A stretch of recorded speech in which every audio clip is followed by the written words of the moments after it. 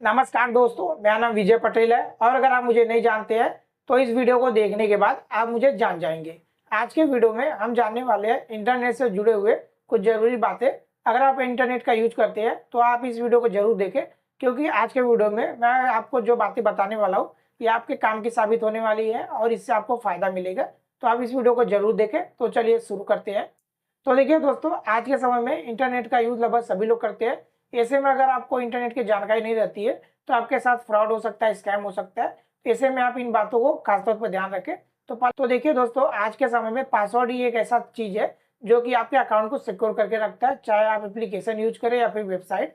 अगर पासवर्ड नहीं रहेगा तो कोई भी आपके अकाउंट को एक्सेस कर सकता है और आपका डेटा कहीं से भी ले सकता है। तो पासवर्ड एक ऐसी चीज़ है जो सब लोग लगाते हैं अपने अकाउंट पर या फिर एप्लीकेशन पर।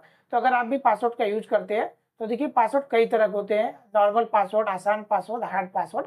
तो नॉर्मल ज़्यादातर लोग आसान पासवर्ड यूज करते हैं क्योंकि इसे याद करना काफ़ी ज़्यादा आसान होता है और ऐसे पासवर्ड वाले अकाउंट ही ज़्यादातर हैक होते हैं क्योंकि इनके पासवर्ड आसान होने की वजह से इन्हें आसानी से कोई भी एक्सेस कर सकता है।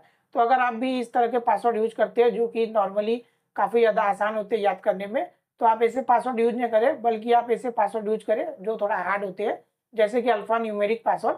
अगर आप अल्फा न्यूमेरिक पासवर्ड यूज करते हैं तो इसे हैक करना थोड़ा मुश्किल होता है क्योंकि इसमें कई तरह के कैरेक्टर होते हैं, जैसे कि कैपिटल लेटर, स्मॉल लेटर, कुछ नंबर, कुछ सिंबल, इन सब का कॉम्बिनेशन होता है और इसके बाद एक स्ट्रॉन्ग पासवर्ड बनता है। तो अगर आप देखें तो इस तरीके से पासवर्ड अगर आप यूज करते हैं तो आपके अकाउंट को कोई भी हैक नहीं कर सकता है। तो अगर आप भी आसान पासवर्ड यूज करते हैं तो आज से ही बदल दे, क्योंकि अगर आप नहीं बदलेंगे तो कभी भी आपके अकाउंट को कोई भी हैक कर सकता है। इसके बाद दूसरा पॉइंट है टू फैक्टर ऑथेंटिकेशन। तो जैसे कि आपने पहले जाना कि पासवर्ड के बारे में, तो पासवर्ड के आगे का दूसरा लेयर है टू फैक्टर ऑथेंटिकेशन। तो मान लीजिए कि अगर आपके पासवर्ड को किसी ने देख लिया और उसने लॉगिन करने की कोशिश की, वहीं पर अगर आपने टू फैक्टर ऑन करके रखा है तो वह आपके अकाउंट में लॉगिन नहीं कर पाएगा, क्योंकि टू फैक्टर ऑन होने की वजह से वह पासवर्ड डालने के बाद भी उसमें ओटीपी आएगा, जब तक वह ओटीपी नहीं डालेगा वह लॉगिन नहीं कर पाएगा।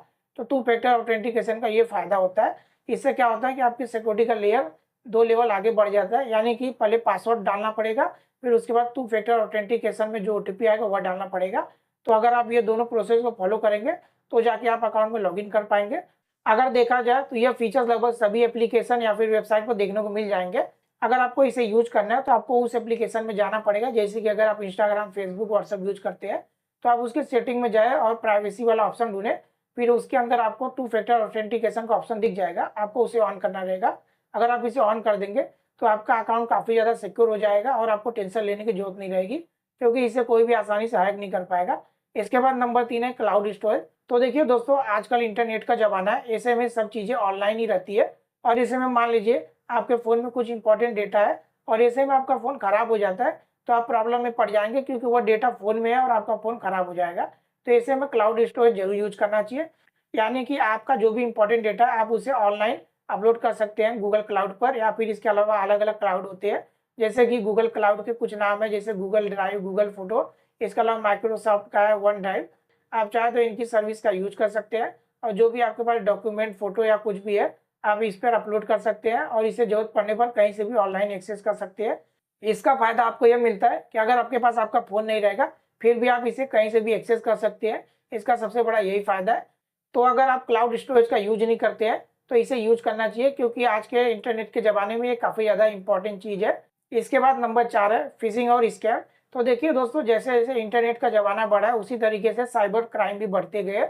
ऐसे में अगर आप होशियार नहीं रहेंगे तो आपके साथ आसानी से कोई भी स्कैम कर सकता है। यानी कि अगर आप देखेंगे तो अगर आप कोई भी सोशल मीडिया यूज करते हैं तो उसमें अलग अलग तरह के फिशिंग या स्कैम लिंक आते रहते हैं और अलग अलग ऑफर देखने को मिलते हैं कि इस लिंक पर क्लिक करो तो आपको इतने 1000 रुपये मिलेंगे।